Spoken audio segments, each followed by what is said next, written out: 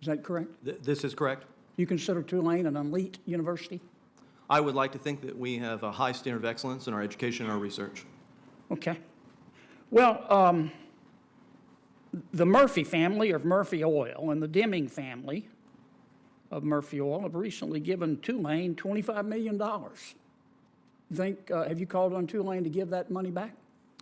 Well, it's not, they didn't give that money to my unit or the department or school that I work Have you called on Tulane to give that money back, or you think that's okay for them to keep it? It's their prerogative, not mine. Okay. The real issue here isn't whether Senator Kennedy scored a viral exchange. It's whether accusations of hypocrisy are being confused with proof. I checked the underlying record. Tulane's relationship with the Murphy and Deming families is long-standing, and the university's Murphy Institute is supported by a family foundation tied to the oil industry. But the clip does not establish that Professor Keenan personally controlled, benefited from, or directed those donations. That distinction matters. Kennedy's strongest point is consistency.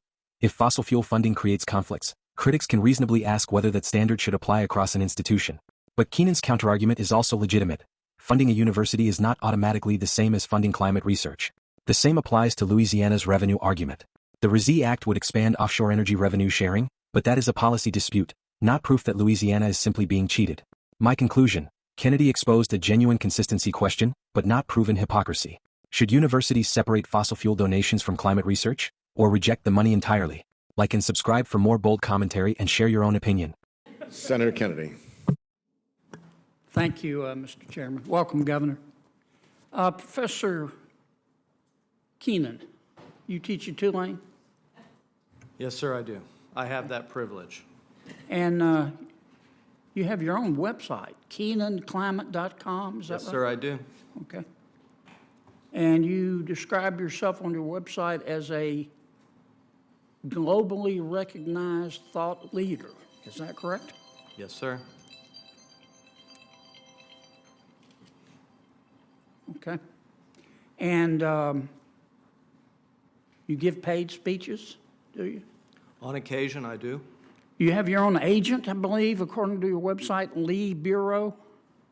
This is correct. And how much do you charge per speech? It varies depending on the audience, the amount of preparation work that goes, and the amount of follow-through. The last paid speech you gave, how much did you receive? I'm happy to follow up on. You don't remember? I do not. Do you give that money to Tulane? I do not. You keep it? Yes, this is outside of my capacity as a professor. Right. As is Now, standard course. you recently sent a letter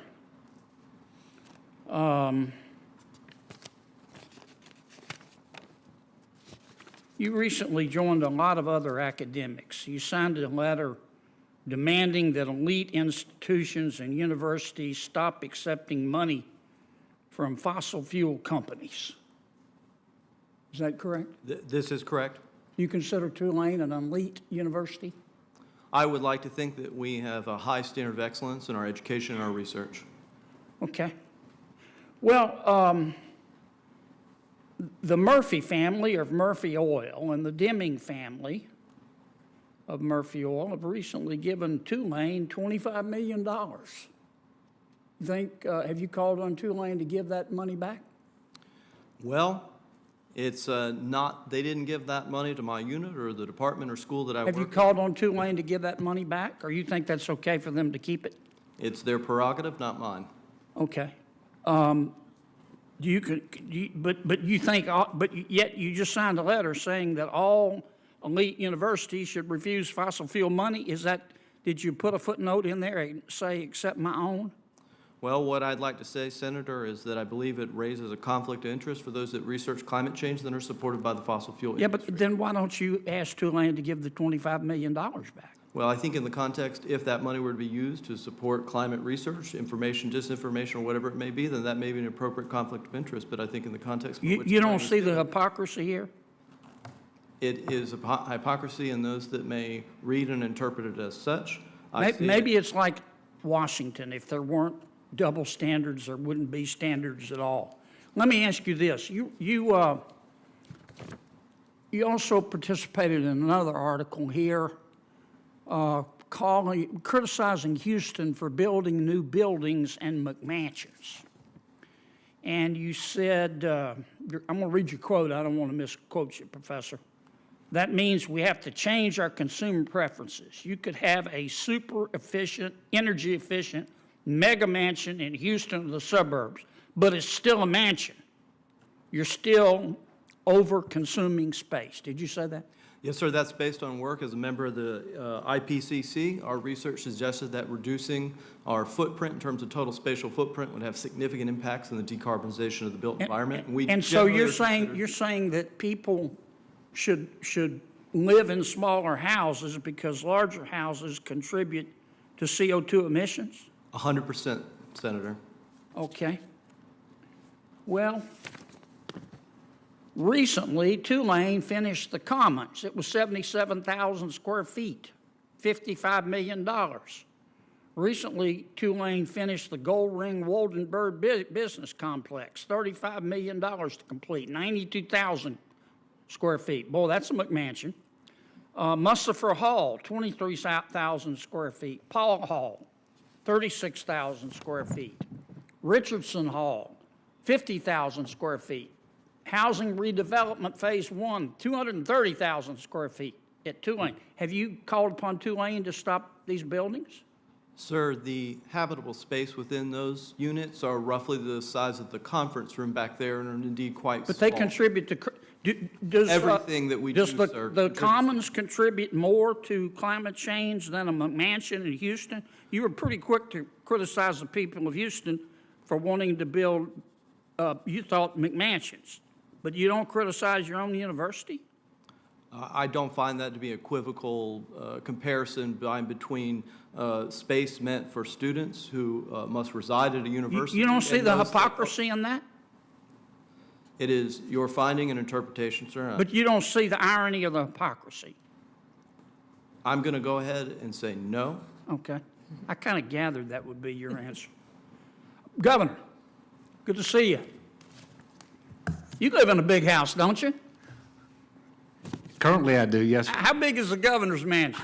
I don't know the square footage, but it's large, and it's 60 years old this year. You ought to come by and I see need to get the by. work. Well, the professor from Tulane doesn't like that.